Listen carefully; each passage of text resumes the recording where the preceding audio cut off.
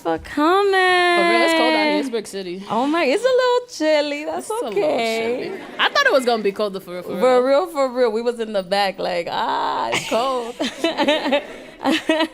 So, welcome to Bag Ladies. This is a podcast where we help us help you with your baggage. My name is Estephanie. And my name is Lina, and welcome to our live edition of our show. Yeah.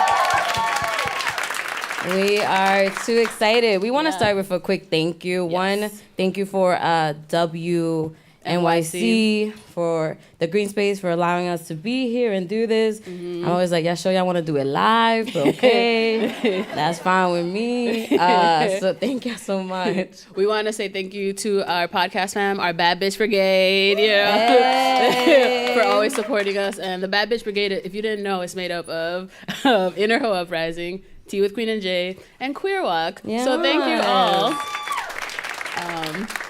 Also want to thank our families. Yes. Thank you, family. Thank you, Mom, for coming. Oh I'm my like- God. All the way from the Bronx. She got on the train. She left the borough. My mom is the light-skinned one. And that's my dad. And that's my brother. Hey. They was like, you doing a show for real? Like, yeah. You know, sometimes. And I want to thank my siblings, Ramelsi and Jennifer, for helping us do research and put the show together. Really appreciate it. Yeah, thank you so much. And thank you to our guests, which you will meet them shortly. Yes. Yes. And thank you for y'all. Yes, so thank much y'all for coming. Like, round of applause. Y'all said Tuesday, work, site. We're coming back. Just tell your boss. Tell him to call me. It's fine. And thank you for all our supporters, too, on Patreon who make this podcast do what it do, you know? Yes. We got stickers, so thank the Shout out to the Patreon. Patreon, for real. They hooked us up. So we're going to start a show. Yeah. Oh, yeah. Espérate. What? What is the most Bronx thing you have done in a bit or thought about? Today specifically? Specifically. I was thinking about how special the color baby blue is to me. How I had a baby blue puffer back in the day. It was a bad decision. Don't get a baby blue puffer. It gets nasty. It's cute. But I was stunting though when it was clean. And how I think that, on the flag for the Bronx, it should be some baby blue Tims. That's what I think. Specifically baby blue Tims. Not adult size. Not the butters. I want baby blue Tims because they special to me. They are. I feel like I was thinking about like what makes me attracted to like a cis man, and I was like, if he wearing Tims at the gym, that's me. That's me. I was like, that's all you, girl. I was oh, your feet sweaty. That's how you know he willing to work in the relationship. That's how you know when they wearing Tims. That's that hard work issue. That's how you know. You got a job. That's a job shoe. So how we usually do a show, we have something called Corento Eventos, where we talk about news and some news. Most times it's positive, most times it's not. So it'd be a lot of terrible things happening in the world, negative. y'all. But we be trying to just deal with it, like process it. So our first story, it is triggering. It's about young Black girls. So just be super aware of that. We're not going to get obviously into specifics, but we do want to talk about this incident because it's obviously very dangerous and very harmful to these 4 young girls. Yeah. And so the first story we want to talk about, it happened up in upstate New York in Binghamton at East Middle School. There were 4 young Black girls. They were 12 years old, and they were taken to the nurse's office at their school to be strip searched because the teachers at their school said they seemed giddy and hyper. And so they were given sobriety tests because they thought that obviously little Black girls can't have joy. They can't have a good day. Right. They must be on drugs. And it's insane to me that is the kind of education system that we send our children to. These types of like rules about who can disrobe children and legally what they're allowed to do is the result of long decades of zero tolerance type of discipline at schools. And Black girls are the fastest growing group of people in the criminal justice system and also in juvenile detention. So it's clear that this is racism at work because teachers are looking at Black bodies and Black children already with the intent that they see crime. No matter what's happening, they see Black girls tend to be punished for like their attitude for infractions that can't be quantified. So like if you say something and somebody and maybe homegirl's not having a good day and she a little slow to answer, they'll be like, oh, you insubordination, you should be kicked out of your school. So what do you think about this, Stephanie? I mean, other than it's BS, like I think about how many times schools like police children's bodies, especially like Black youth, especially Black girls. Like how many times I was like, I don't know how to, I've been in education, I worked in education for a long time as a college counselor. That's like, oh, homegirl has attitude. I'm like, well, she don't know you. I got an attitude with you too. I don't like the way you be coming at me, and I'm an adult, so I can only imagine what these youths are experiencing. And then I think about one student, one of the young Black girls decided not to, and then she got an in-house suspension. And schools love giving suspensions, especially to Black girls. How many times have we seen violence against these young girls? Like the video where that police officer had to physically remove this girl. I'm like, how deep is it? I work with children all of my life. All of my life. They have an attitude, that's fine, they kids. I would have an attitude too. The world sucks, school sucks. Yeah, so it's like, not fun. Like it's not fun. And the fact that, you know, these young Black girls are like happy and good, you have to discount their joy. It's messed up and it's racist. Yeah, clear. Punto. So on a little bit of a good news, New York has passed the DREAM Act. So that deserves a little snap. That's a lot of people. That's a lot of people in New York. One thing about this act, they have been fighting for like 8 years. I remember let me explain the act a little bit more. So the DREAM Act is that undocumented students are able to get state aid for state schools. So I had been a college counselor for a minute. And when I was in college, I remember that the different groups were walking up to Albany to get this act passed. And I remember, and they were stopping. I remember them stopping at our schools at SUNY New Paltz. They're like, yeah, we're walking, we're trying to protest. And that was 8 years ago. And I was like, wow, the fact that not too long ago this got passed, is remarkable. How many conversations have I had with undocumented youth when it comes to talking about college? It's like, let's see what we can do. And I was like, no, we have access. We can do this. Like, this is possible. What do you think about this, Lina? I think it's really important, especially for all the youth who have worked on this for so long. And we want to give a shout out to the organizations like Make the Road and the New York State Youth Leadership Council. It was all youth that have been propelling this bill since it started, and how important it has been for them to have access to these resources, right? So we're asking kids to like work hard in school, do all of these things, but then essentially because you're undocumented for a piece of paper, everything like is over. Like if you can't get into like an elite private institution that is going to give you the money, that's not fair. We're demanding kids to be exceptional when it's like unnecessary, and they should just have access to these resources because they're capable, they're working hard, and that's what we've said that you need to do to be successful in this world, right? And to be successful in America at this point, you need a college degree. All right, so we're trying to get a college degree, but y'all not gonna pay for it, so who's gonna pay for this? And I got a full-time job. Like what? Like we looking at you, looking at me, looking at you, looking at me. Not at college, right? Because we can't go. We can't go. So, and I think about when it comes to undocumented youth, when it comes to the fact that like, you know, there has been a lot of private schools like we'll take one undocumented student. I'm just like 1 out of the 10,000 that applied. Yeah. What work are you doing? Right. Y'all got a lion in the backyard. Like as a campus, y'all got the money to do it. Right. Y'all don't need the lion or the tiger they have. It's one of these Arizona schools. Like y'all don't need the tiger. He y'all can be go literally home. flushing money down the toilet. Like, Literally. So the fact, you know, colleges is a business. I always talk about this on the show. Like college is a business. There is a way that you need to swindle college because like once you get out of college, these loans looking at you, looking at me, looking at you, like how you trying to pay me? And you looking at what you mean? Like I don't get a job out the bat? Like what? So I think that this is great. I'm not really too fond of that they have to take out loans. Most full rides are considered, put that in quotation, are with loans, but they're subsidized loans. So like the government has like a lower interest rate. Like they're not like Sally Mae. They're not Shout out to Sally Mae. She's been hustling. She been out here I've never seen taking anybody our money hustle as much as Sally Mae. She don't let up. You on vacation? She sends you a tweet like, "How you doing?" Where my money though? Be like, "Hey, oh, so you got vacation money?" You be like, Sally, money's a construct. Capitalism is evil. Why you doing this? Where's my money though? We gotta worry about Sally Mae, especially with that name. Check out for Sally Mae. So like I'm really excited. I know one thing that people haven't told, like, oh, this is gonna cost the government $27 million a year, and to be honest, I don't care. Yeah. So y'all trying to build a wall to do what? Yeah. To decorate it, because that's not gonna do nothing. Right. So I'm very excited about this. Yeah, I think for youth that want to go to college and this is like their way to get access, I think that that's what's really important, and it's amazing that this is happening for them.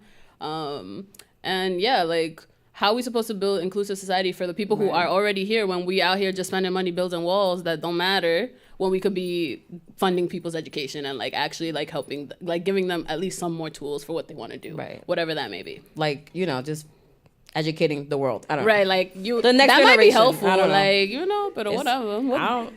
I mean, I don't know the future, what that looks like. I don't know. Like, another world, we don't know.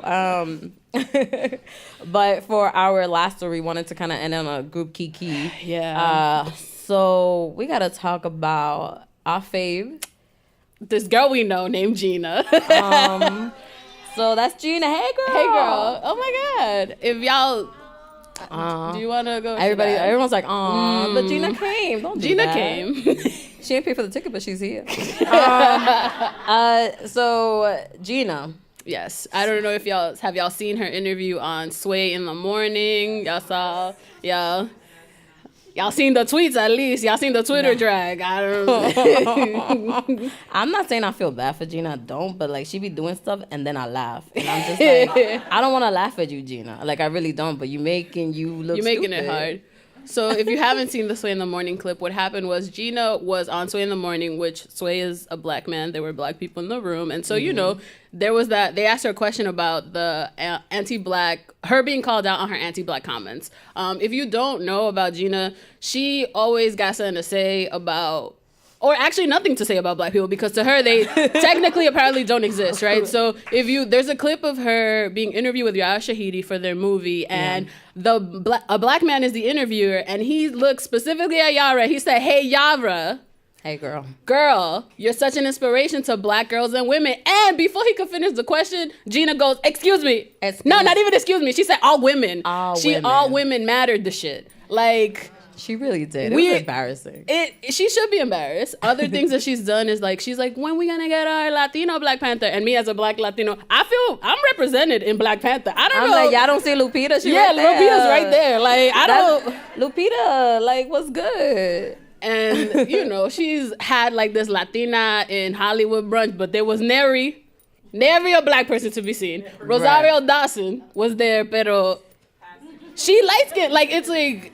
And then she said her father was dark skinned, which, if you've seen the pictures, we got different ideas of color. Like we have different spectrums apparently. Right. And so she was upset. She was clearly upset by all that had happened and decided that this would be a good moment to say that nobody else was offended except for black people, black women. Like, whoa. And she was like, white people and Asian people weren't even offended. So... what do you think about? I'm just like, well, girl, they also kind of sometimes practice a little bit of the anti-blackness. They dabble in that. They dabble in that with you, girl. So I don't. They dabble in it most of the time. So what do you think about this, Stephanie? I mean, the fact is, like, like black women specifically are telling you, like, hey, I'm gonna educate you. Here's this thread that I took the time to write on Twitter. Here you go. If you're confused, here it is. So the fact that she's on Sway's show, like, crying, like, oh my God, like, I can't believe I'm anti-black. And we're like, yeah, no, we shocked too. Like, we looking at you, like, and this idea of, like, Latinx, everybody's like, oh, there's no Latinx. But, like, yo, there are people who are Japanese, Peruvian. Like, the Latinx is so big. Like, Latinx is not a race. It's an ethnicity. We're being grouped together because of the language that we speak of, not because of our race. And at the end of the day, Gina's like, oh, when people, they think when I'm doing this Latinx advocacy, I'm talking about people who look like me. I'm like, because literally everyone you work with looks like you, girl. There's no black people on Jane the Virgin. I've never, like, where is she giving these opportunities to black people that she says that she's giving them? That she says that she acknowledges that black people, Latinx people exist, but you don't show them on screen. So, or in the credits, of, like, where are they? Right. And like the other day she said this thing that she was like, oh, I think it was in a magazine. She was like, someone nominated her, or like said like, oh, like the 10 top Afro-Latinx women you need to check out, and she was on the list, and someone's like, yo, she didn't even know this existed yesterday. Why is she on this list? And then she was upset. I'm just like, but you said it. You didn't know what it was. You want us to go back? We got the time machine app. We could figure this out, boo. Like, don't do this. And I think we want to talk about Gina is because every time that I'm in a space, when I'm in a Latinx space, and I'm the only person of like dark skin, different hair texture, and I sit there, I'm like, yeah, you know, we exist too. And they're like, yeah. We see y'all. We see you. Yeah. We see you. You got 2 minutes though. Oh, everybody got 5. You got 2. So, you know, with Gina, I hope that she reads a book and she finds herself. And one thing about her is that she really focused on that interview on cancel culture and how she's like, I want to live in cancel culture, like, which is people who's being called out. That's their favorite thing, to be like, oh, but what about we need growth too? Da-da-da. That's great, Gina. We told you the first time. We told you the second time. People told you the third time. We keep repeating ourselves and you are not listening. So then you can't be upset. If you're doing some rude, passive-aggressive white people stuff, you're going to get dragged like white people do. Like, that's who you want to align yourself with, clearly. So what are we doing? Like, you can't be upset. Right. And I get the idea of cancel culture, because I know for sure there's, at one point, the way the society works, we have practiced, like, anti-blackness, patriarchy. Like, we all have practiced that, even capitalism. We in it. Surprise. Sometimes I be like, I'm not doing work. But, like, we all practice in this. But it took a point, I'm like, yo, this don't feel right. And it takes time. So, like, I get the cancel culture, but it's like, sometimes you just want to kiki, drink some alcohol, get some popcorn, and see Jane the Virgin, and not know that the person on the show does not think you exist. Right. Like, you trigger me all the time. Like, I can't walk around like, damn, I can't even enjoy the show because you messing up. Yeah. And so, like, for me to protect myself is that you gone until you figure it out. Yeah. And then maybe you could come to the picnic. Maybe we invite you. I don't know. Probably not. There's not that many invitations. You can't come. I think really the last thing I'm gonna say about Gina is that how she's like, oh, I'm very aware. I understand. I know my culture. If you're aware, like, what really makes you think that you grew up in a world of anti-blackness, like racist, sexism, patriarchy, and you're so immune to it just because you know that there are black people in Puerto Rico? Like, that's like, everybody has to work at this. Everybody has to like dig deep and address their own internalized anti-blackness. So really, you think that because you on a show, all of a sudden that don't apply to you? Like, no, like, everybody has to learn. We not all just, oh, wow, now I'm aware and I know that it's there. I've undone it. I fixed it. Like, if it was that, wouldn't things be a whole lot better? Like, yeah, like, we tweeting about this stuff every day. Like, if it was just that, just like, right. And specifically, Gina, we at you. So if you we at you, girl. Let us know. You want us to come kiki? We could kiki. Invite us to a restaurant. It'll pay me because this is a lot of effort. But like, I could make a little class, get a little book. That's fine. Yeah. But like, as you know, we definitely just want to help, but not help. All right. That's your word, girl. All right. Yeah. And then we want to do, now we're going to move to our next segment, which is Put It in Your Bag, which is where we kind of recommend something that we've been like into and we think that y'all should be into also. Check it out. Just check it out if your heart so desires, like, whatever. And so, I'm going to go first? Yeah, if you want to. All right. I'm going to put in my bag therapy. Yes. I've been going to therapy consistently now for like maybe a few months, and now is when I'm like, oh wow, like, it's working. This is nice. Really talking about my problems and what's going on, and just having somebody to, like, a dedicated person who is not my friend, who I'm not asking them to take time out of their own stuff that they're working through, whose job is to listen to me, to just be like, girl, but this happened to me and I was upset, or that's not a problem. She'd be like, isn't it? And you'd be like, shh, you don't know my life except you come here every day, every week for an hour and you tell me your life. And I'd be like, pero you don't know. So it's helpful. I highly recommend it. If you have access, I think that it is important, especially as people of color, as Black people, to really prioritize our mental health and care. And like, we're not going to be okay just because we say we're okay. Right. So, yeah. Facts. That's valid. I also, shout out to therapy. I told my therapist, I'm like, I'm going to be live, so check it out. Hey, girl. I'll be like, hey, girl, I told you I was going to tell you. I appreciate her. I was like, you coming to Thanksgiving. We worked through so much stuff together. We family, girl. We family. But boundaries, though. For real. She'd be like, ha, ha, ha. Go home. I'll see you next week.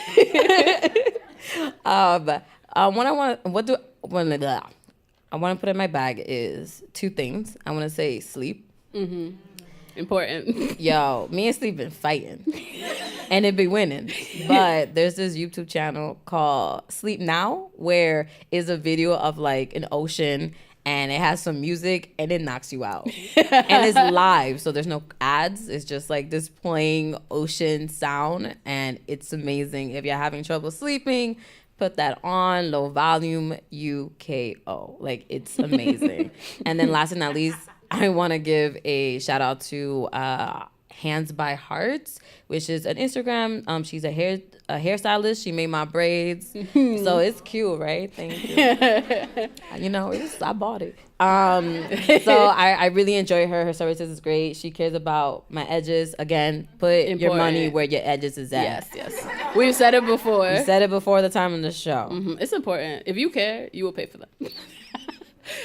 And now we want to give people a chance. Like, if y'all have something that y'all want to put people to put in their bag, like something you've been like vibing with this week. Yeah. Anybody got any suggestions? You know, we interactive here, whatever. It's live. So. It's live. So tell the people on the internet. We got a mic. We got a mic. If anybody want to volunteer, you know, maybe you went to a restaurant and that was cute. Maybe you listened to a song and you was like, I got my whole life like on repeat.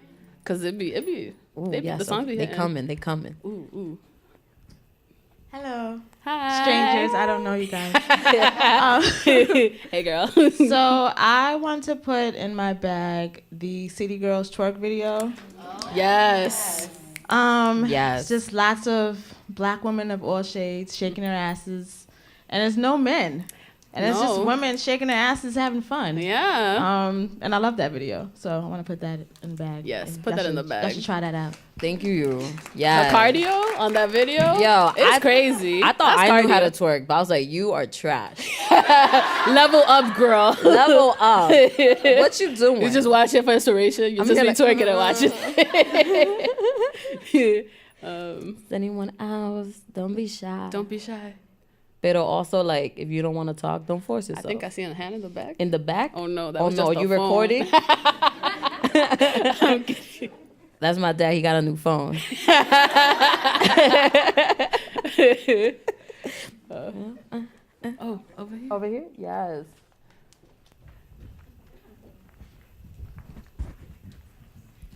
Hi, y'all. My name is Jennifer.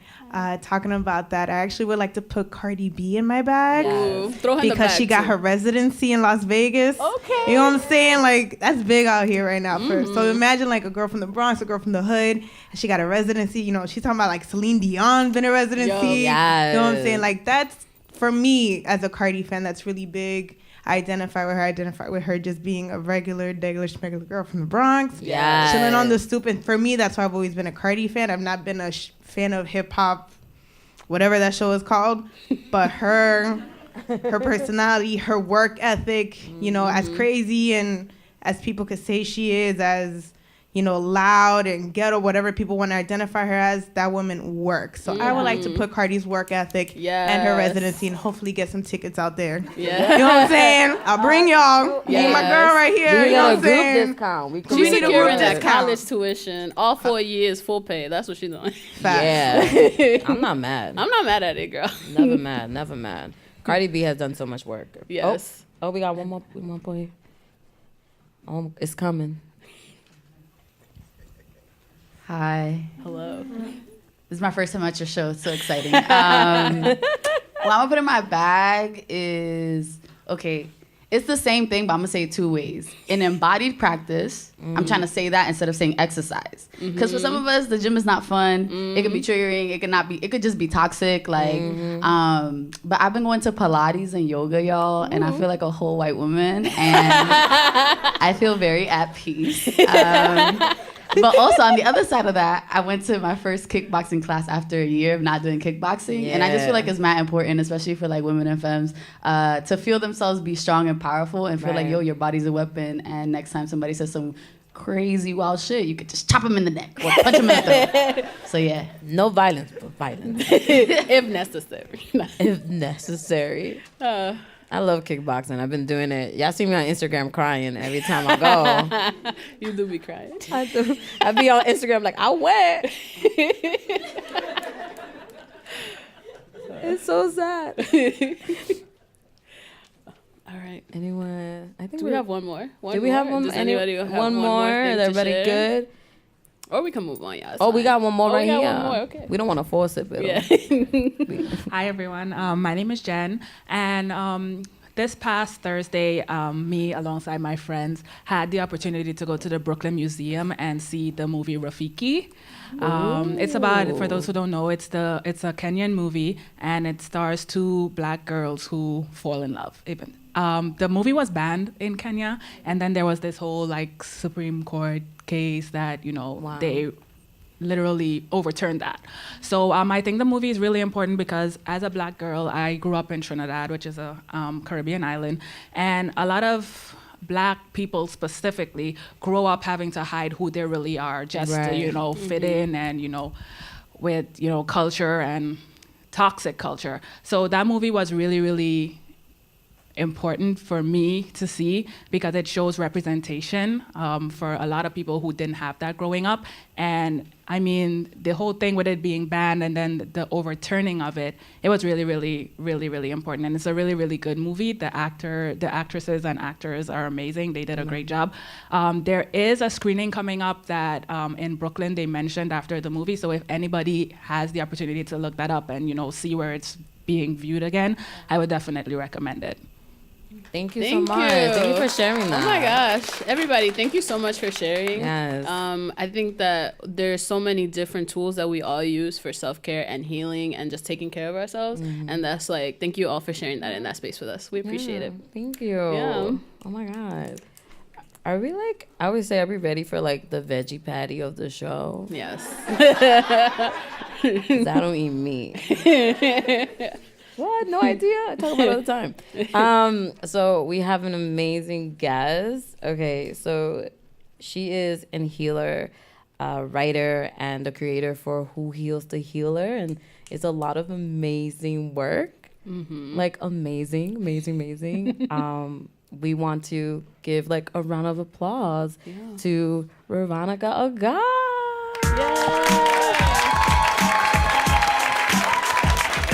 Yes. Oh my God. It's true. It is like we're on a talk show.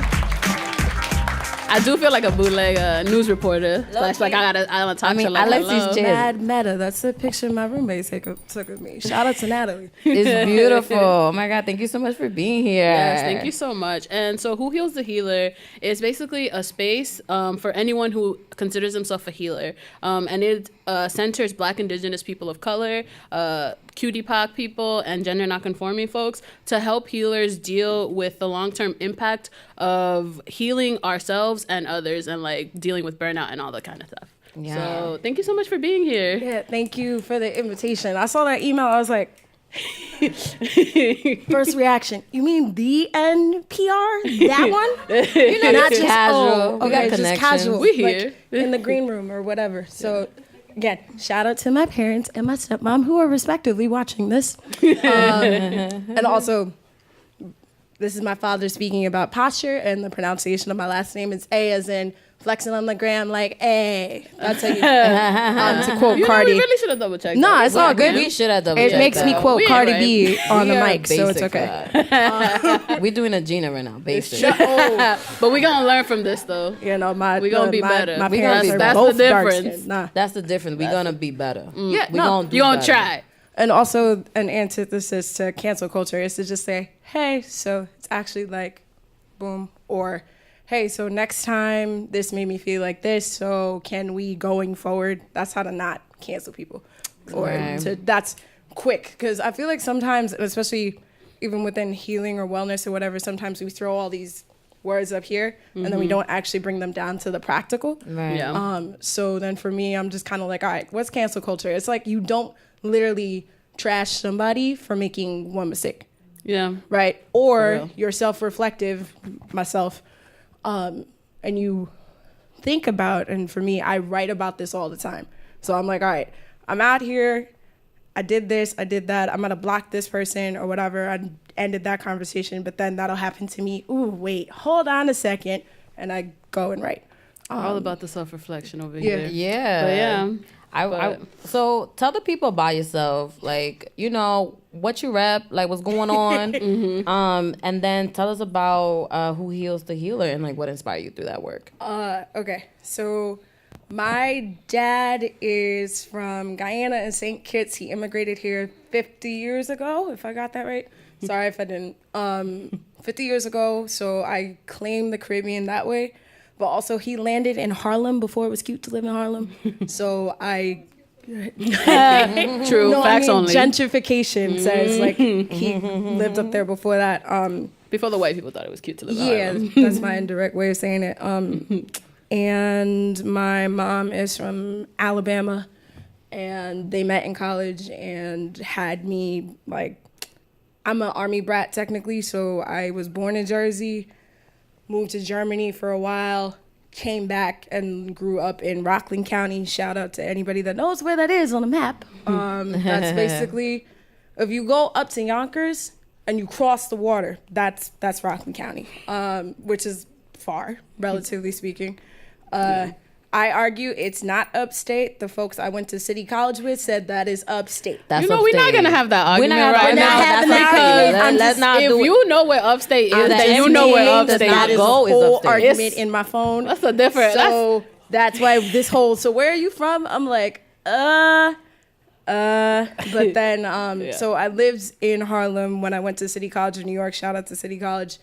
Graduated in international studies, culture, communications, history, all with a focus on like blackness and identity in 2014. So I lived up there for a while, and then through forces beyond me, moved to Bushwick. So I'm in Bushwick now, not next to the L train, which is good. So I rep a lot of different diasporas, and as my students say, code switch into like my attempt of sounding like how my mom sounds when she wants to code switch into her Southern vernacular.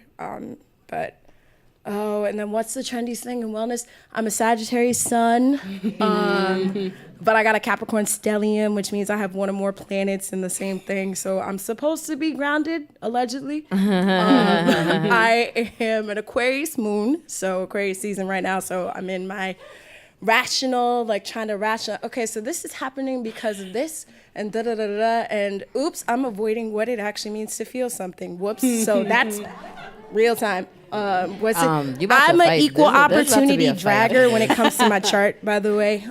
So Aquarius moon and then a Libra rising. So aesthetics.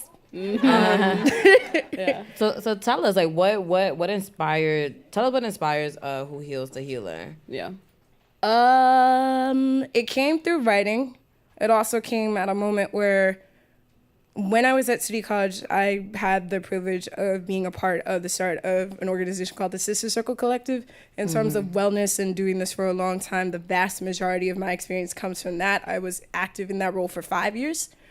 And then in the fall of 2017, we were trying to have basically a past, present, future conversation with folks who were a part of that horizontal leadership structure and had because we always had a step on, step off. Like, if you can give. If you can't, let us know.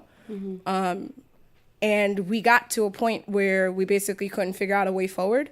And I also like naming this publicly because I think it's important to normalize that even in all these fancy titles, right? So like, who heals the healer? Ancestors in training. Like Veronica does all these like things. And I'm like, yeah, but a lot of that came from me trying to self-reflect and self-heal before I stepped out into the fray again, right? So who heals the healer came out of a conversation with myself in my writing. And I was like, okay, there was a moment where I wish if it were another form of me witnessing what was happening in the sense of like the step up, step back, and feeling like if I didn't do something, it wouldn't get done, and knowing that that wasn't healthy. Right. And I was like, okay, this is not healthy, that if I don't do XYZ amount of labor, then it won't continue.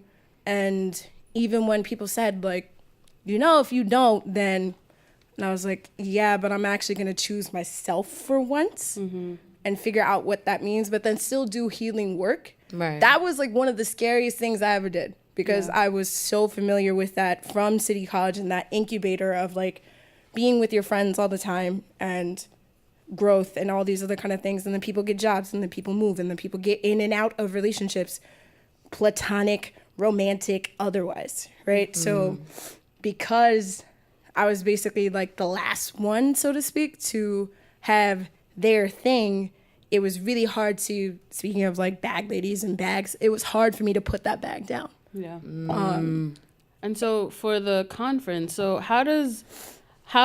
so I think you talked a lot about self-reflection and all of that. And I think as people of color and people who are healers, who identify as healers, who have deep-rooted historical trauma, how does the conference kind of prioritize that? Right. So then me being, especially, okay, hold on. We're having this conversation on Lenape land in Manhattan. We're having this conversation in real time as a border is being constructed to keep people out when that border is artificial, and that border cross the people that are actually trying to go back. And the United States messed, this is my degree speaking, the United States messed with a lot of the countries that people are fleeing from. Right. People of the diaspora, we want to stay home. We don't want to leave home, right? Right. So put a pin on that. But then even within those kind of frames, as someone of the Black diaspora, I had to make sure that my work explicitly said who it was for and who it was not centering. So then to be like, this work centers Black, Indigenous, people of color, cutie pop folks, gender nonconforming folks, and then basically going on the internet screaming Black and brown femmes to the front.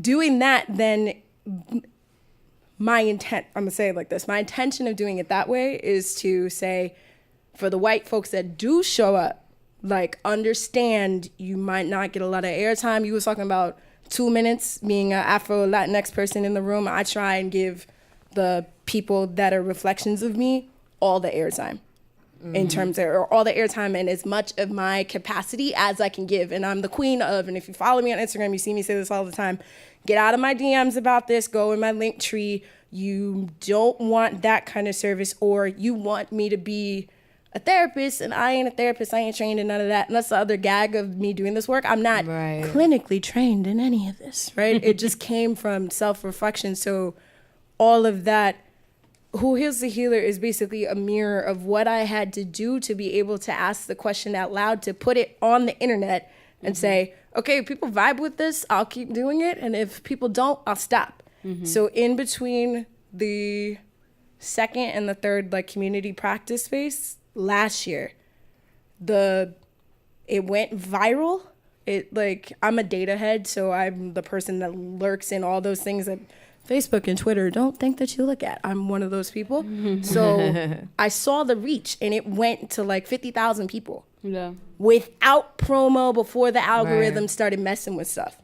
And I was like, oh, okay, clearly we have feelings about this, and we need to talk. But then I also, in keeping myself in the question, I said, okay, I need to make a conference full of other people talking about the same thing, so that way people don't keep asking me to hold the space all the time. Right. Because as I say to people all the time, I'm happy to say it on the mic, the second I feel like I can't keep myself in the question of who heals the healer, I'll stop. Right. Yeah. Right. Yeah.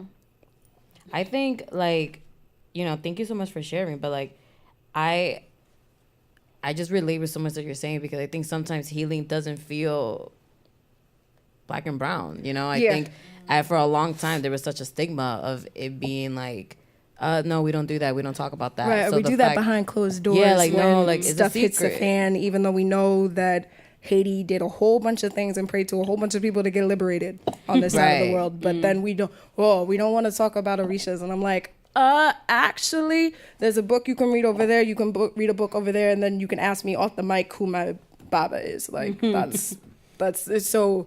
Yeah. Even in those kind of that antithesis work and basically doing, I don't want to say shadow work because that gets used a lot in wellness space. Like, oh, so I'm doing the shadow work and I'm trying to investigate. And I'm like, first of all, like, you see how I'm talking on the mic? This is how I talk when I facilitate. I don't change my voice. I don't code switch like that. Right. As someone who has also worked with youth for a long time, and then how that gets weaponized, or like how white supremacy shows up and anti-blackness shows up, I have been told, you should speak a little like softer. And then I'm like, I'm a Sagittarius. What are you actually talking about right now? Like, I'm going to say it just how I said it. And I'm going to say it in my most authentic voice. Yeah. And if my authentic voice is not a voice that you can vibe with, Then you go gotta find go. somebody that you can. And that's okay. I Right. also believe in collectivity over competition, meaning if there are other people doing the same thing and you can get that sooner than you can get something from me, please go. Right. Please. Right. Yeah. I think I wanna ask this question, like, what does healing look like for people who do this emotional vulnerability work? Like, I think we're always on bag ladies talking about baggage, and like, it's so short, but I always want people to know, like, we record for an hour and then I just cut it down to 30 minutes because we're sharing so many deep things, and we're putting all this out weekly, but it's like, how do we make sure that we're taking care of ourselves at the same Right. time? So if self-reflection isn't, so me writing is like the equivalent of people meditating. I can't do the whole, so you're gonna close your eyes and do, I'm like, that doesn't work for me. So my form of meditation most of the time is, or like ways that I do that is, speaking of embodied practices, because I was lurking before y'all called me out, to figure out how to like go out and dance, right? But then not be responsible for the energy that happens in the space, because as the girl that brings Florida water to the party, when that gets out, of like, oh, Vera's got something in her fanny pack, she has to, I'm like, consent, like what's happening? Okay, I might be dancing with somebody though. Are you sure you want to ask me? Whatever. So like all of those interactions happen. So for me, what I've been doing now is I don't tell people which parties I'm going to anymore. I just show up.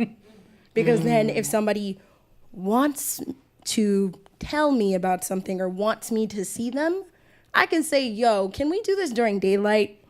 Can we do this in a less energetic, like high, like all kinds of things are happening right now? Like, can we do this in a way where I can actually see you? Yeah. So that way you're not mad that I don't give you the attention that you clearly want from me, right? So that's why I'm like, all right, I ain't publicly announcing. So if you see me, and I can be my full self. Right. So a lot of it, for me personally, is knowing which version of myself I need to be at any given moment, which some people are like, and that's not helpful. I'm like, actually, if I put on, first of all, we're all putting on masks at any given moment, right? Right. Like, I knew this was going to be recorded, so I was like, I'm going to put on all the Fenty in the world. I'm a 420. I was like, lips. all right, I'm going to do this because whatever. But if I'm going down the block, I might not have all of this highlighter on right now. So for me, that kind of mask is like, all right, the version of me that people see dictates how they show up later. So for me, it's hard because depending on how a person meets me, they want me to be that me all the time when I'm just doing face-to-face interaction, how that person is all the time, trying to meet people where they're at. Yeah. But that also comes from self-reflection. So I think the answer to the question, a long-winded way, is to say that whatever method of self-reflection works for you, to do that. But that's going to require work, because sometimes we want healing and wellness to be like, okay, so you're going to set this timer for 7 minutes and you're going to do this, and the moon is going to be in this phase, and there's going to be some super duper long name eclipse. And if you do it on this day, your wellness process will be complete. And I'm actually like, no, it's not going to look like that. You may be crying. You may lose people along the way. You may have people that don't get it when you start that are like, yo, I remember what you were talking about years ago. Yeah.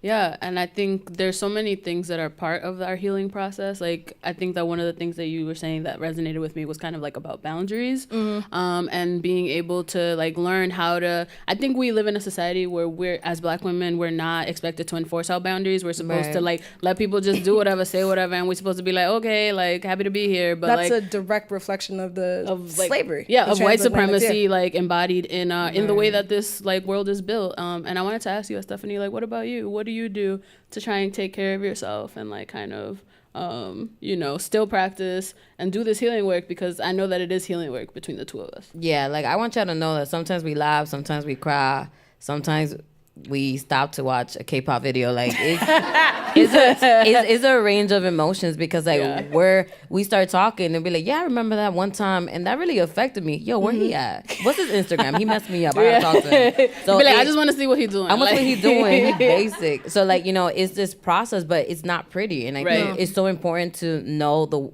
find out the way you heal. Like, I love video games. Yes. I love killing zombies. And it's something that I just like, great, let me go get some zombies. Yeah. Great, I'll have lunch during it. It's great. And then like also running and being physical and like exercising and kickboxing and like doing physical things. Also dancing. So like, but it took me a long way to like figure out, because like I can't do yoga because I'm too hyper. Like I get so bored. I'm just like, so we're gonna stay like this for 5 minutes? So this is it the whole time? Like, y'all paid for this? We're doing nothing. So like I don't like it. How about you, Lina? I feel attacked because I love yoga.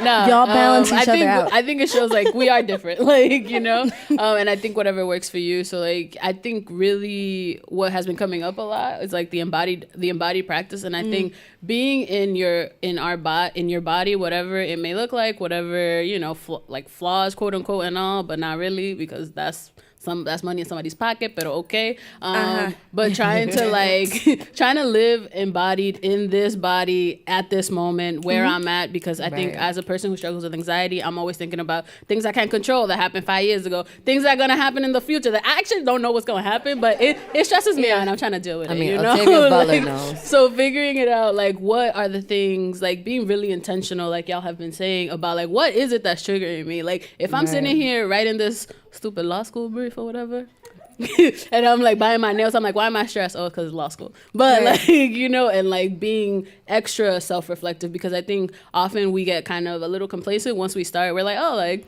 I've been thinking about this, like I'm fine now. But then you're like, but it's very easy if we've been doing all of these years of coping mechanisms, and like this is the way that we've been trained to survive, because at one point it has served us. How do we like challenge ourselves to be like, no, but this not working no more, like, because it doesn't feel good, and like being extra attentive to those things. Or it's not gonna continue. It's not gonna stick. There's a quote about this somewhere on the internet, like the coping mechanisms that you learned to survive are not gonna serve you when you are ready to thrive. Right. Yeah. Sorry, I don't know who said it on Instagram. It was one of those. Social media is weird. There was some inspirational tweet that ended up on Instagram, and I was like, I don't know when this happened, but that triggered me to go back on Twitter. Yeah. But yeah, so that resonated with what you said, because I think because that anxiety around time is really like, again, like it's rooted in all of the isms that we keep talking about, but it's also like, how can we figure out how to slow down, I think is also important. So like being like, do I have to go to all the things? Or like, example, so like even within Who Heals a Healer last year, and like doing work by myself, and like, okay, I'm gonna be extra and I'm gonna go get an LLC because then institutions can pay me more. Got it. Right? And like doing all that work. On top of all of that, I work full time. So I work as a college counseling. I work as a college counselor 5 days a week with kids out in Brooklyn that have a whole bunch of different needs and teach me about emotional intelligence all the time. So on top of all of that, I decided that it would be cute to do 30 different events last year. Girl, you ambitious. Right. And I was like, and I'm looking at me, I'm looking right. 2019 is looking at 2018 me like, sis, really? Like, so now the boundary is, or how to have more compassion for myself, is to say, I'm only going to do Who Heals the Healer until it's done. I'm not bringing Ancestors in Training back until the summer. And then saying publicly, if you would like to work with me for the rest of the year in the fall, you should ask me now. Right? So that way I can actually do it with integrity, and then I'm not running around like I did last year, because it worked. Thank God. Right? Because otherwise y'all wouldn't have found out about me probably. No. But to say that, to think forward, it's like, all right, how can I do this smarter? Like, also, how can I not do this alone? So like last year with Who Heals the Healer, I did that on a whim by myself. No budget, no grants, no nothing. Went into some credit card debt for it. But that's because I have a good credit score. Because shout out to my mother and her financial degree, because it has saved my life many a days. But like, how to do that work and then keep myself in that question, I was like, nah, I can't do that. I could do that, but then I'll be burnt out. That's not smart. Yeah. At the end of the day, I feel like we're all juggling so much, right? And I think that there's the day-to-day, right? Like, if you go to school, if you got a job, if you're trying to just figure out how to eat, like, whatever you're trying to figure out how to survive, like, that's taking up a lot of our energy, a lot of our capacity. And, you know, white supremacy is built on the whole fact that they're not counting on you making it out, right? Like, everybody's gonna die. Like, really everybody, we all gone. We all gonna die or whatever. So then that's how we spend our time, like, how we intentionally, like, care for ourselves and what we do with our time is really important, because, you know, we do have this generational trauma, this like historic trauma that comes from slavery and oppression and all of these things, and like they show up in our lives. Like, coming back to Gina, at the end of the day, like, how do we think that we're immune from these things? Like, we are not. Like, they're trying to crush us. Like, facts only. Like, just straight up, like, trying to crush you, girl. Like, come on. Like they're trying to get like a board meeting, and they're specifically talking about. And they be like, today on the agenda is how could we crush their spirit? Like what can we do today? I didn't mean to crush your spirit. I'm like, it's on the agenda, girl, so I don't know what you're talking about. I read the memo. I sneaked in. I seen it. I saw the email. I got CC'd on by mistake. As per my last email. Right. I do think about when it comes to healing, and I think about like, it's not just, do it once and I'm good. No, it's like this weird graph that goes up and down, because like it takes time and it takes effort and it takes a lot of ugly cries and some crazy laughs and some zombies. Like, it takes a lot. So some like weird journal interest too. You be like, I wrote that. Damn, I was going through something. Those are my favorite. Those kind of the journals are like, or those 3 a.m. thoughts. A lot of what people are like, how did you figure that out? I'm like, I couldn't sleep, and I have a giant, like, those 3 a.m. poster sticker things that facilitators, we use that all the time. I have one of those in my room at any given moment. So if I start to pay, I'm like, nope, you're gonna write this down and you're gonna take yourself back to sleep. Right. Yeah. And now we're gonna open it up for some questions. Well, if y'all have any questions about anything, like about the show, healing in general, like, we would love for this to be a conversation, because you know, it's not often that we get to see people who like listen to our show, who enjoy our show, and just like interact with y'all, because like it's community, you know, it's a fam. So when we record, it's us too. So. It's just us two, Some other voices. Yeah. So if anybody has any questions or comments or anything I want to, like, if you've been in a space with me before, you know I'm gonna start shooting eyebrows and whatnot.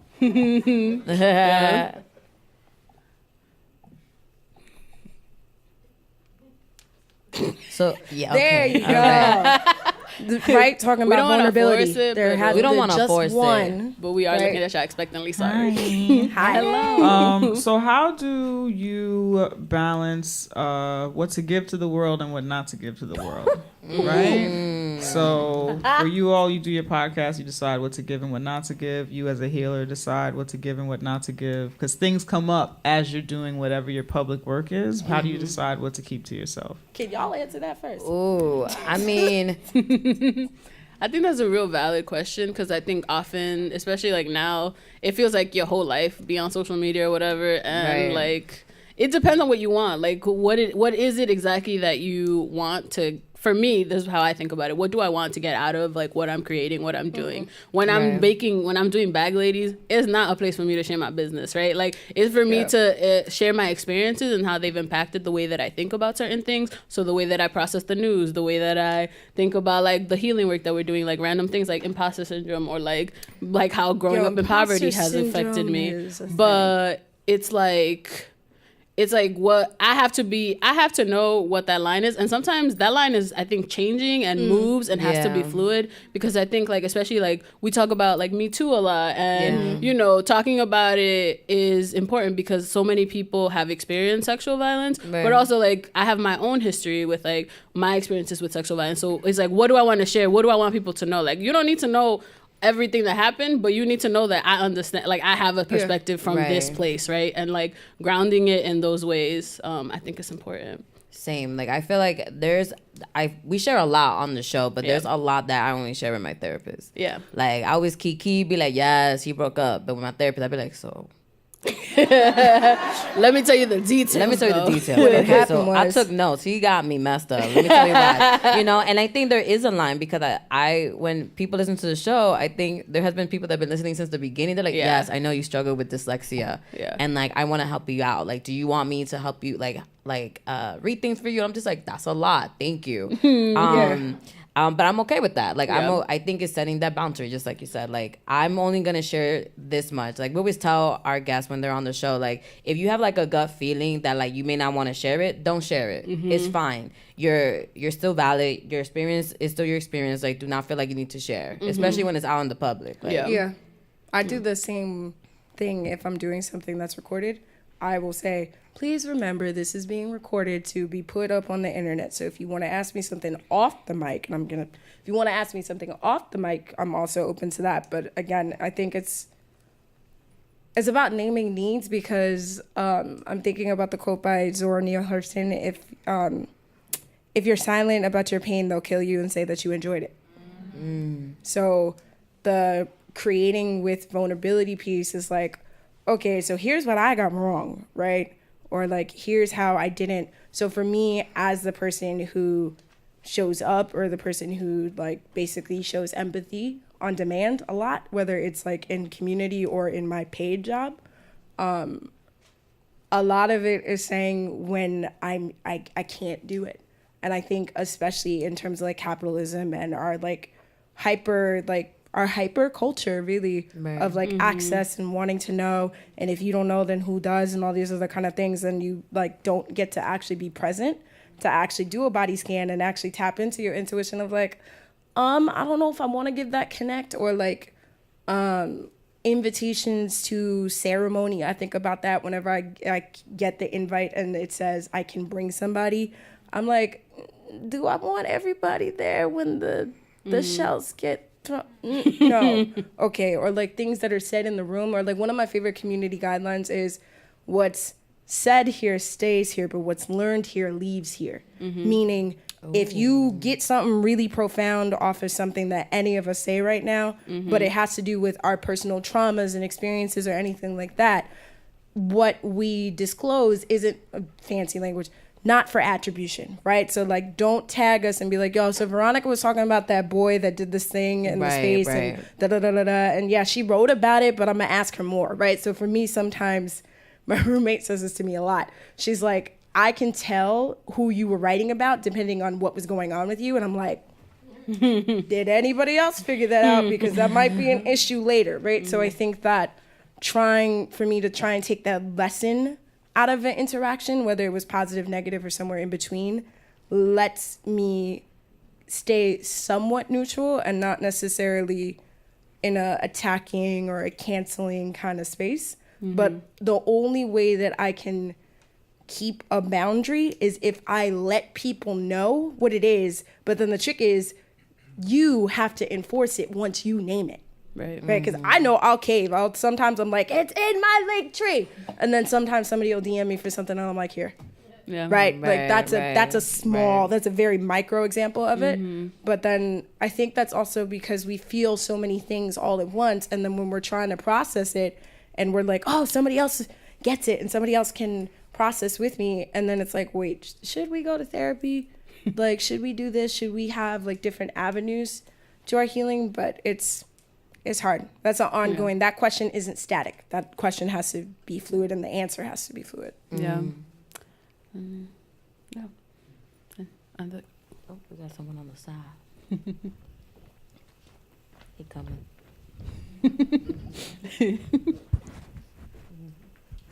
Hello. Hi. My name is Mika, and my question is, how do you handle a friend who is dealing with depression and or mental illness, and they expect you to act as their healer at the expense of your own mental health? I tell them all the step one, I got the free training with NYC Thrive, the mental health first aid training. It is free. Lurk on their website and figure out when it is. But even before I got that, I would just be like, I'm not a therapist. I may be in the 16 personalities type, actually like a counselor, the ENFP. So like technically I should be doing it, but I'm also like, yo, I still got my own stuff, so I'm not gonna trigger you just because you want to be seen and then cause you more harm. Right. I'm not gonna do that. Right. Yeah. So it's like, okay, so there's this sliding scale therapy over here. Did you find therapy for black girls over there? Did you do this? Right? So I'll give people the links and then be like, come talk to me afterwards, right? Or not. Because sometimes people show up on my phone for a resource and that's it, Yeah. right? So my quick is like, I'm not a therapist. I'm grateful that you trust me with that. But at risk of causing you more harm, please go to blank, blank, blank, blank, blank. And I think that it's also, that happens to me a lot. And it's hard, and I'm like, okay, there's a level of trust here that I have to honor that this person trusted me with this, but I have to trust myself to know that I'm not equipped to handle that whole You're truth. not right. Yeah. You're not a I'm not. therapist. I think if I'm there's really not. Like, my mom gets calls about how I'm not all the time. right. yeah, I think if there's something you can't hold for someone, that does them a disservice, because like, especially if you're like in a relationship where you're feeling like, all right, maybe this is happening on a regular basis and I just don't feel equipped to do this. Like, it's not going to be helpful to our friendship or to our bond. Like, eventually, I think when people are asking you to do emotional labor that you're not equipped to do, it can become a resentful feeling, and that's not where we want to go, right? Like, if we have to understand that, like, yes, we all want to help, we all love each other, like, we love each other, it's like we're trying to be helpful, but like, where is that? There has to be there has to be there's some things that we're just not equipped to do, right. Like I always like tell people, like, we talk a lot about bagging, people always share, we'd be like, wow, that happened, I'm so sorry. But we always tell people, like, you know, like, you have to I can't hold that right now. And I think when people are going through mental health, especially depression, someone who always experienced depression, I think helping a friend could be something as small as, like, I could do your laundry. Right. I can do your dishes. Like, simple things like that. Like, I definitely help a lot of my friends in, like, hey, like, you want to get a coffee and then disappear? And they'd be like, yeah, I would love to just get a coffee and then leave. And, like, you know, I think that is a way of supporting without feeling the needs to be like, oh, wow, like, this is a lot. Because you always want to, you don't want to give anybody bad advice, especially when someone is in a negative space. You don't be like, well, you should do this, because I think that's more hurtful than, like, anything else. Because it can potentially be projection. Yeah. Right, which, like, you never, like, it happens, right? And also, like, normalizing that sometimes even if we sit up here and we're like, okay, we're going to outsource because we don't want to cause any harm, like, it does happen, right? And normalizing that the harm happened, but then also figuring out how to reduce it, right? We don't got all the answers. Right. I'm quick to be like, let's go to the movies. They still giving Spider-Verse. Let's see some Spider-Verse. Let's check him out, see how he's doing. And let's check in after. And let's check how in you feel after that. I got the ticket. I got the rewards points. Don't worry, don't me. Okay, so go to the movies with you then. You know, hey, I got the reward points. When they say thank you to the reward points people, they're thanking to me. All my friends are like, oh, shut up. I'm just saying, I'm a preferred member. Okay. Okay. There's another question. Hey, my name's Carolina, and I want to talk about your Bronxness and your Dominicanness of your sound. My friend Raquel was supposed to come with me, but had childcare issues, and is watching from the Bronx right now. Hey, shout out to the Bronx. And she asked me, like, can you get them to say hello? But, you know, one of the things listening to your show and listening to a lot of podcasts, you guys already know this probably, but you guys do not sound like a lot of the podcasts out there. Just just literally the sound of your voices is different. So I guess I wanted to ask you, who has either kind of told you like, oh, maybe you should change things of how you sound, and who has said, nope, this is how you get to your truer voice? Can you talk about like who has kind of like either tried to take you from your sound and who's kind of like helped you go to your sound? I definitely, a lot of people has always policed the way I talk. Like I slur, like I sometimes miss words, sometimes I over trip. Also got an accent, also got a Bronx accent. That's 2 in 1. So I think for a long time, people were always like, oh, you need to talk like this. And I was just like, but that's not what I sound like. And they're like, oh, yeah, but like, you should talk like this. That's how you make people comfortable. And I think each other working together, we're just like, well, you're making me uncomfortable by telling me I need to talk a certain way. And I think on the show, it's like my authentic voice. I just feel like I'm literally in my house in the microphone in PJs usually, and being like, oh my God, like, fight her. Like, and so like being... So like I can't take my voice is so precious, like I can't take that away, and I never want to hide it. Like, yes, I'm Afro-Latinx, yes, I'm Dominican, yes, I'm dyslexic, yes, I got an accent, yes, I talk Spanglish, like, yes, it happens, get over with it.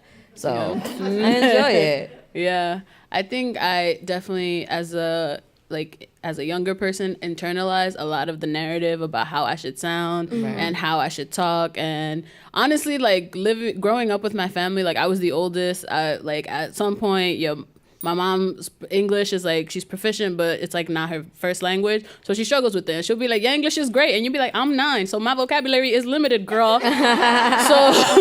So trying to be like, I'm 9, but I'm on the phone call with the credit card company trying to make sense what they say. I'm like, hello. Like, so We're not paying. Right. I'm like, we need it, like whatever it is. And you trying to sound like in a way that makes it, that people all of a sudden, they understand you when you talk a certain way. Right. And I definitely internalize that a lot. I internalize that with my, like, the way I speak English, the way I speak Spanish, and then at some point be like, yo, I sound crazy. Like, who is she? I don't know her. Never seen her. Wait, and somebody has a Mariah Carey shirt on in here where I don't know her. And just having finally a moment of being like, but like, who actually am I trying to be? Who am I trying to sound like? At the end of the day, like you said, I'm from the Bronx. I'm Dominican. Yes, I'm in law school. I think we read books or whatever. But we read books. But still, at the end of the day, like, I'm gonna sound the way that I sound, and I think that it's very important for us because we've been friends for so long. Also, we just like, there's a way that we speak to each other that is just like a very natural, like a way that I'm like, oh, I never code switch with my friends. Like my friend that I've known since I was 11 years old, like we don't code switch. Like she knew me before I was that. Before I was that code switching hoe. I was like, who that? Like, who's that? And you be like, bitch, I don't know her. I don't know her. And I Why be like, she's here? Exactly. Why? Who brought her? And I'm like, girl, she don't won't bring go. her. Right? She not invited. And like being real with myself about that. And I think it's been like a very healing experience to like listen to our voices and be like, that's what we sound like though, all the time. Like, and code switching is bad for your lungs, so please don't do it. It's true. You develop a cough. It's not good for you. It is a cough. It comes from the bottom. That's not good for you. I do love when people like listen to the podcast and then see me at work. Yeah. I think I code switch by accident. It's just like a trigger. It's just like, wow.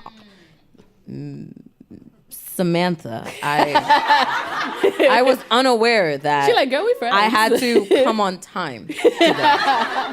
I thought it was whenever. That was what we were doing. And then people listen to my pod like, you don't sound like that. I'm like, yeah, because y'all whack and y'all always be doing capitalism things. So ask yourself y'all why. Deserve me? Ask yourself why y'all making me uncomfortable. I'm here to work. To come on time. Right. So that's what we doing. That's what we doing. Yeah. Oh. I think, we have one more. Hey. Hi. I'm Daria, and Veronica, I really appreciated what you talked about writing as healing, and I found that has been really healing in my process, and I wanted to ask you all about like what forms you might be playing with. Like I know like recently I've like writing short stories has been really helpful to me, so like I don't know, like songwriting has been really helpful. I don't know, like are you playing with any kind of forms? And then also reading. I know you talked about writing as meditating, but reading is really helpful to me in meditating, or like a form of meditating. So like what books have been, I would love to know like a book or some books that you all have been reading that have been helpful in your healing process. For the sake of time, I'm going to hit you up about the ancestors and training syllabus that I made to answer that question. But playing with different forms of writing, or going also what's for the public and what's for private. Right. Poetry, that's for me. If I put that on the internet, I'm like, oops, vulnerability, hee, right? But then like long form essays, like weaving different kind of things. Like somebody said that my writing is like lyrical prose. I was like, did you read the same thing? So I keep that for myself in my own practice. A book recommendation, it's not out yet, is Pleasure Activism by Adrienne Marie Brown. If you loved Emergent Strategy, go pre-order it, because that's it. Do you want to go or should I go? I mean, I'm gonna say Octavia Butler because that's Babe. God has changed. True. Ladiez Brew has been like, at first I was cool with the octopus people, but they turning up, so now I'm just like, wow. So no one's gonna save us but black women. I knew that, but can I dream? Octavia Butler has been really great. I think she definitely takes me out of my element, which I really enjoy, and like she also inspires me to write like sci-fi, horror, and like that has been a way for me to just read and like go to another planet, because I feel like sometimes we deserve to travel to other places without the flight money. Yeah. That's a whole other conversation. Oh my God. And I've also been trying to like step in more into like myself and like things that I like to do. And for me, writing is really important. I do it for myself, like journals and stuff like that. But I'm trying to write more short stories, like essays. And I like to write poetry, just like, you know, when you like have feelings and you be like in your phone, like top of the dome, like this how I feel, blah blah blah. Yeah, that's a bad poem, pero that feeling was valid. Right. Write some rap lyrics. That's Right. Bars. Just like whatever comes out, you Yeah. know, just kind of like having that in different like spaces that are not for consumption, not for anyone else, just for Right. me. And then in terms of a book recommendation, I have been reading recently Sisters of the Yam by Audre Lorde. Yes. nice. Yeah, and that's been a really, like, it talks, she be saying, it's not something that I didn't know before, but the way she be saying it, I'd be like, oh, wow, it all comes back to racism. Thank you, girl. How clear. Yeah. We were so shocked. Did I mess that up, and is it by Bell Hooks? Dang, y'all. My B. Okay. So, due to time, y'all, it's the time for us to cut it. Yes, it It's is. time. But we want to say one, thank y'all for everyone for coming. Thank you for being here and sharing your thoughts. Thank you so much. We're going to kiki afterwards. Please do not be afraid to come. Yeah, thank you to WNYC. Thank you to our beautiful audience. Thank you to our patrons. And Friends and family. Friends and fam. Like, we're so happy that this happened. I'm so excited I see my family. Me and my dad are twins, so you really can't miss them. We're twins. Yeah, no, I looked up. I was like, oh no, that's dad. That's dad. And also, if anybody's trying to real time figure out what Who Heals the Healer looks like as an actual thing, the full programming, what's happening next. the full set of programming is online at whohealsthehealer.com. Mad simple. And then the full program schedule is up there. It's a flyer that got commissioned. Basically, it has all of the programming from now until when it's over, with some surprises in between. But the next one that's fit to share is at Earth Arts Center in the Bed-Stuy, Bushwick borderland. It gets weird over there by the JMZ. I'm still trying to figure that out. But that's on the 8th. Yeah. Next, it's not this Friday, but Friday after next. 6:30 to 9:30 or whenever Cloud kicks me out. I start on time-ish, minus the MTA, so please come ready to kiki and then also write, because writing came up a lot, and writing is always in the work that I do. Yay. I'm going to be there. Yay. Pull up. All right. Thank you so our much. show. Thank you so much. That's our show. Follow us. Oh, my God. These are for you. Huh? Pass that over. We got a Patreon. We got